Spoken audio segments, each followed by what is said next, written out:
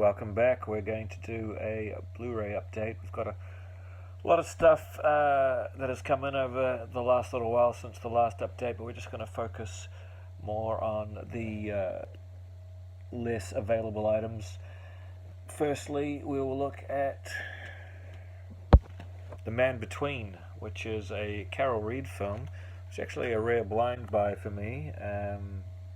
Just got on the strength of it being a Carol Reed film, and from the same era or similar era as my favorite Carol Reed films, and also starring James Mason, who is in my favorite Carol Reed film.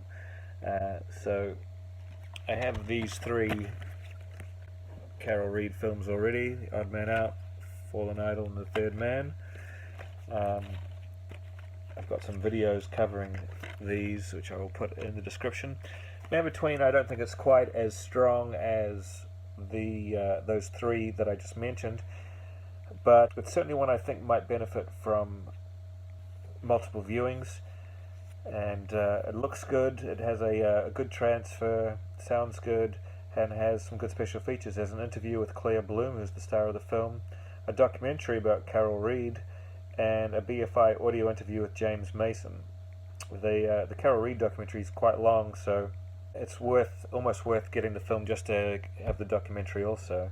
I should mention that this is a Region B locked film, so region free player if you're not in the Region B area. Another thing I picked up, it's only available in England, Region B. It is the Bowfinger, a very underrated comedy. Eddie Murphy had a real golden run at the beginning of his career, and he's kind of faltered since then, but this is a really good one from the back end of his career, which still holds up in multiple viewings. It's a nice... I like films that are kind of an insider look at Hollywood, such as The Player or Swimming with Sharks.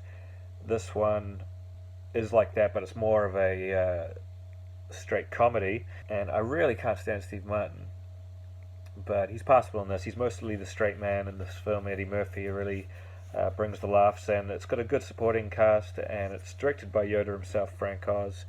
The picture looks good, sounds good, and it's got some good special features. It's got a spotlight on location, a feature commentary with director Frank Oz, deleted scenes, outtakes, and a theatrical trailer. It's a pretty good bunch of special features for a catalogue title which hasn't seemed to have gotten a lot of love over the years. Another couple of things we picked up is Brewster's Millions, really underrated Walter Hill, Richard Pryor comedy.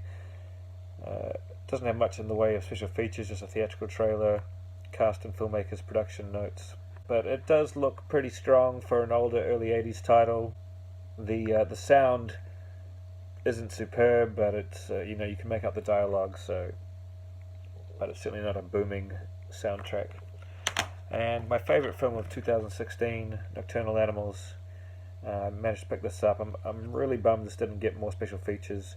It's got a making of, which is split into 4 parts, but a commentary would have gone a long way with such a great film. I love both the films by this director, Tom Ford, A Single Man, and now this one. Looks superb, sounds superb, as you can imagine. If you've seen it before, you know it's a beautifully crafted film, and should have had more nominations at the Oscars, but c'est la vie. Okay, that's the update. Just thought I'd focus on these 4 items out of everything I picked up, and we'll see you again soon.